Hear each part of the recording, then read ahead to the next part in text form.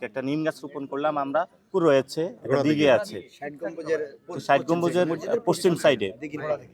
তো আমরা আজকে এখানে জুমার নামাজ পড়তে আসছি। এখন জুন মাস চলতেছে, তো আমি সবাইকে বললাম এটা আমরা যাতে গাছ লাগাইতে পারি এখানে, আজকে একটা নিম গাছ রোপণ করলাম আমরা।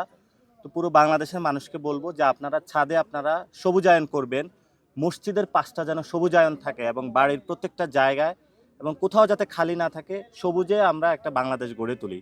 তাহলে আমাদের যে ইকোনমিক এবং ক্লাইমেট যে চেঞ্জিংসটা হচ্ছে, সেই জায়গাটা আমরা বাংলাদেশকে রক্ষা করতে পারবো। আমাদের উপকূলীয় এলাকায় যদি আমরা বেশি বেশি গাছ লাগাই, তাহলে যে কোনো ঝড় এবং জল উচ্ছ্বাস সেটা থেকে বাংলাদেশকে আমরা রক্ষা করতে পারবো।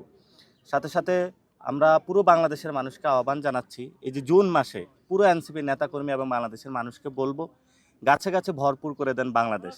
এই সবুজ শ্যামল বাংলাদেশ আমরা আবারই সবুজ করে তুলতে চাই। যারা বিভিন্ন জায়গায় গাছ কেটে ফেলছে, গাছ সন্ত্রাসী যারা আছে, বিভিন্ন জায়গায় গাছগুলো কেটে ফেলতেছে, তাদেরকে নিবৃত্ত করুন, আইনের আওতায় নিয়ে আসতে হবে।